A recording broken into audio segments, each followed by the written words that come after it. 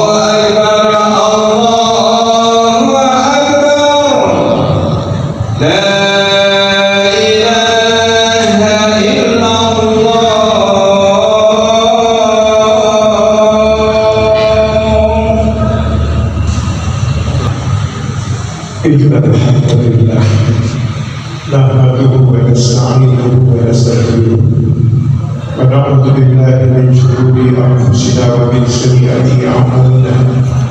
May yahdihillahu fala mudilla lahu wa may yudlil fala hadiya lahu. Asyhadu an la ilaha illallah wahdahu la syarika lahu wa asyhadu anna Muhammadan 'abduhu wa rasuluh la nabiyya ba'dahu. Allahumma salli ala Muhammad wa ala alihi wa sahbihi ajma'in. Ibadallah, usikum wa iyaya bittaqwallah faqad faza al-muttaqun. Jemaah salat Jumat yang saya cintai, mari kita panjatkan puji syukur kehadirat Allah Subhanahu wa taala yang telah melimpahkan rahmat-Nya kepada kita yang kita tidak pernah mampu menghitungnya. Salawat dan salam semoga tetap dilimpahkan kepada junjungan kita Nabi besar Muhammad sallallahu alaihi wasallam yang telah menunjukkan kepada kita jalan kebenaran yang diinginkan. Semua yang berbahagia, kita umat Islam memiliki visi, yaitu visi abad ke-15 Hijriah. Visi itu adalah kita mencanangkan sebagai abad kebangkitan Islam. Sama yang berbahagia, kita sekarang berada pada pertengahan abad 15 Hijriah itu. Adakah tanda-tanda yang menunjukkan kebangkitan umat Islam sebagaimana yang kita canangkan itu? Untuk mengukur sejauh mana visi itu bisa kita capai, atau kita bisa mengatakan saat ini umat Islam bangkit ataukah tidak, itu harus ada ukurannya, harus ada ukurannya. Kita bisa mengatakan sebagai salah satu contoh, kita itu sukses ataukah tidak, itu juga ada ukurannya. Tanpa ada ukurannya, maka kita tidak bisa menilai. Jemaah yang berbahagia, ukurannya adalah itu sebagaimana yang sudah pernah dicapai oleh umat Islam di masa lampau. Yaitu setidaknya ada 2 ayat yang kita lakukan. Yang pertama yaitu surat Al-Anbiya ayat 105. A'udzu billahi minasyaitonir rajim. Wa laqad katabna fil zaburi min ba'di dzikri annal arda yarisuha ibadiyas shalihin. Dan sungguh telah kami tulis di dalam Zabur setelah tertulis di dalam Az-Zikr bahwa bumi ini akan diwarisi oleh hamba-hambaku yang soleh. Itu ukuran pertama, yaitu hamba-hamba yang soleh ini mewarisi bumi. Itu ukuran pertama. Ukuran kedua, jemaah yang berbahagia, yaitu surat An-Nur ayat 55. Wa'adallahu alladhina amanu minkum wa amilus solihati la yastakhlifannahum fil ardi kama istakhlafa alladhina min qablihim. Allah telah menjanjikan kepada orang-orang di antara kamu yang beriman dan beramal soleh bahwa Dia sungguh akan menjadikan mereka berkuasa di bumi sebagaimana Dia telah menjadikan orang-orang sebelum mereka berkuasa. Sampai akhir ayat. Jemaah yang berbahagia, ini ukuran kedua bahwa umat Islam berkuasa di bumi. Maka kalau kita jadikan satu ukuran itu, bahwa kaum muslimin itu mewarisi bumi dan kita tidak mungkin mewarisi bumi kalau tidak berkuasa. Jadi kedua ayat ini ditujukan kepada pada kelompok manusia, bukan kepada individu-individu. Jemaah yang berbahagia, maka jelas yang berkuasa adalah harus kaum muslimin. Nah, sekarang kita bisa menilai dengan ukuran itu.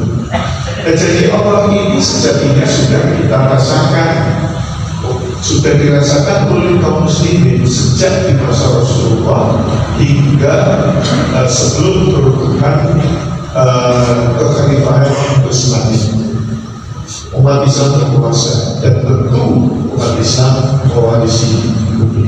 Tetapi ketika kekhalifahan Utsmani runtuh, maka umat Islam tidak lagi berkuasa, tetapi dikuasai, dipermainkan, diperas dan sebagainya. Ya tentu orang yang tidak berkuasa pasti tidak mewarisi bumi. Jemaah yang berbahagia, berarti umat Islam kali ini sedang dalam kemunduran. Sedang dalam kemunduran yang kita rasakan saat ini. Apa sebab kemunduran itu? Kemunduran itu terjadi karena berbagai faktor tentu saja, baik faktor eksternal maupun internal. Jemaah yang berbahagia, saya akan memaparkan beberapa poin terkait dengan penyebab kemunduran umat Islam itu. Yang pertama, umat Islam kehilangan semangat ilmu dan inovasi. Itu yang pertama. Pada kemasan Islam, umat Islam sangat maju di dalam ilmu pengetahuan seperti matematika, fisika, kimia, astronomi, kedokteran, dan filsafat.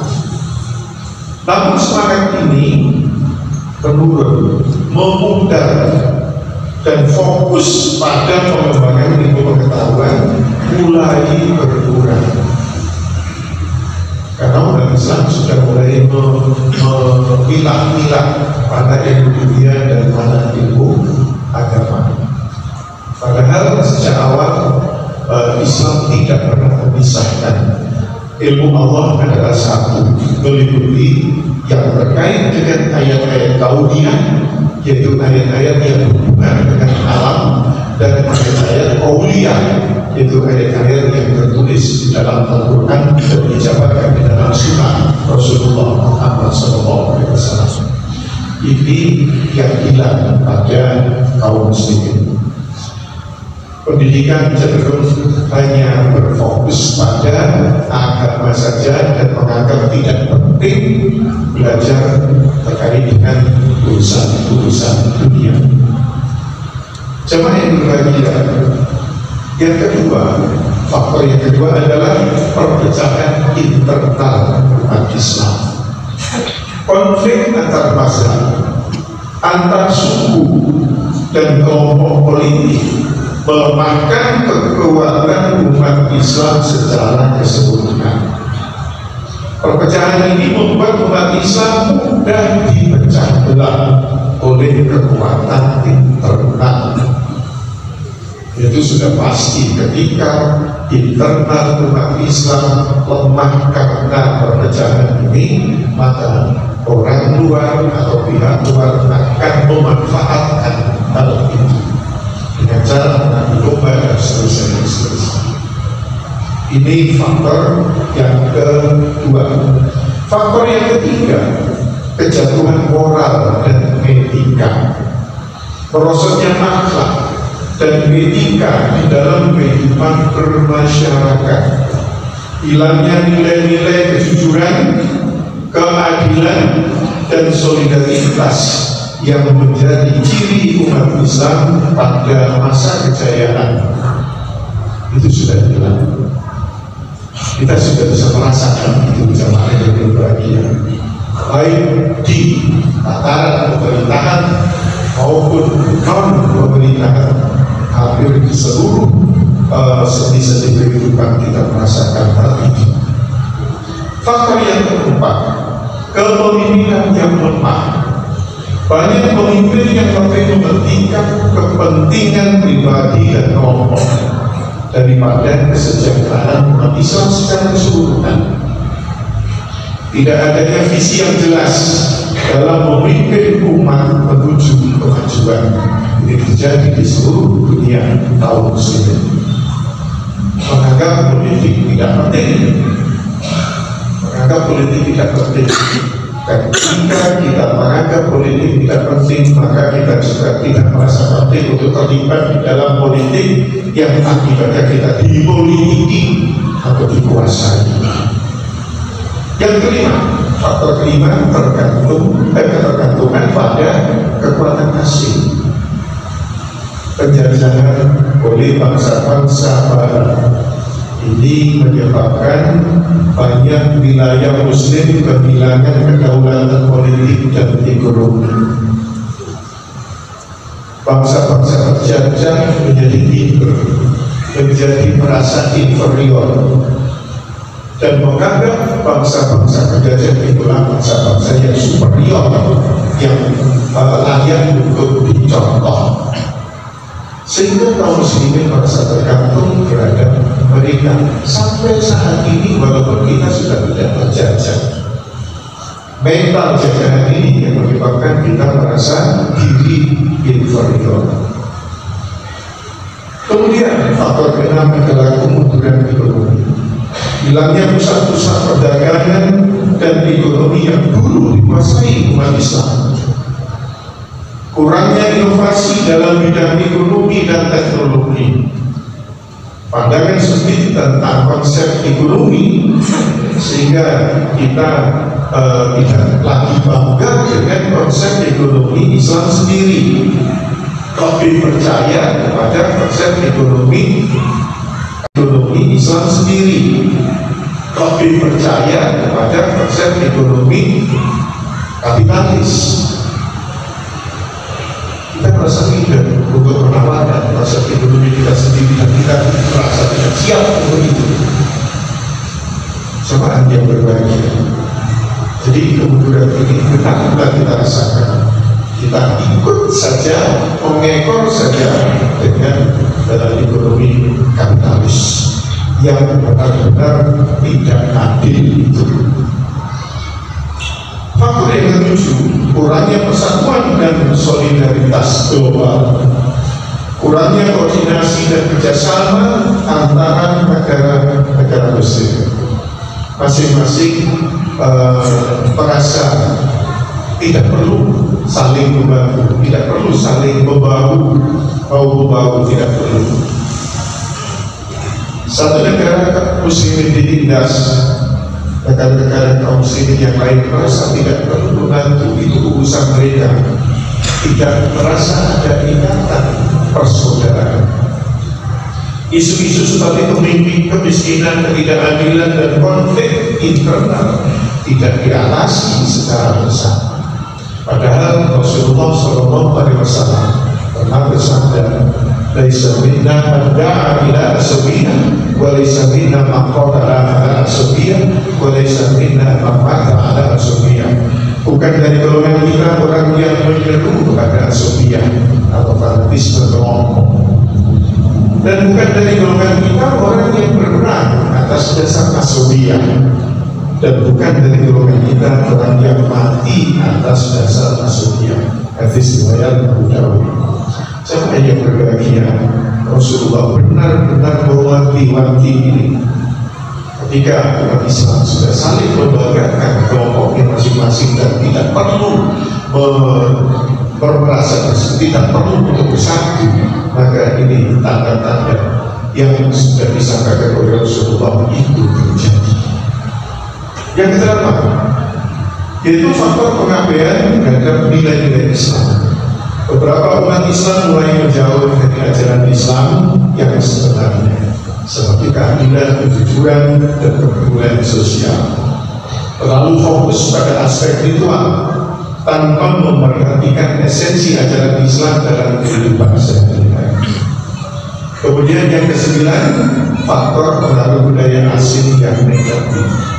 Penyerapan budaya asing ini tidak sesuai dengan nilai Islam, dan sekarang marak di kalangan kaum muslimin, terutama di kalangan anak-anak muda.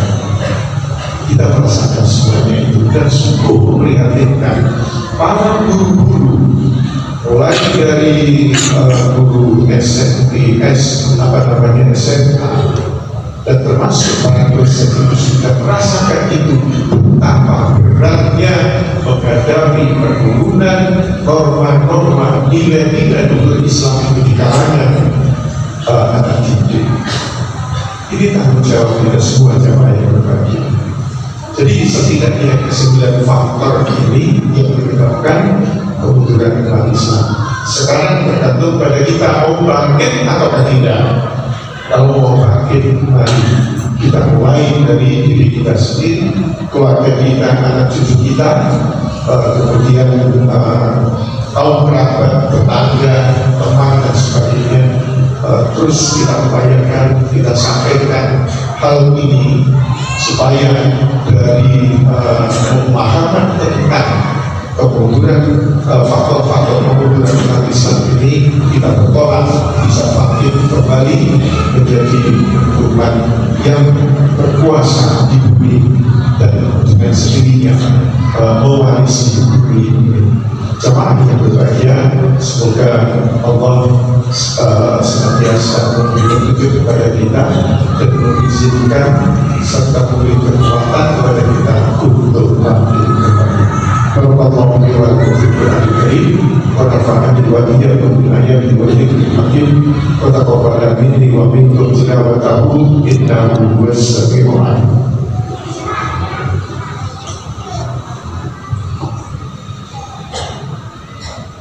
Allahumma sholli wa sallim ala sayyidina Muhammadin wa ala ali sayyidina Muhammad.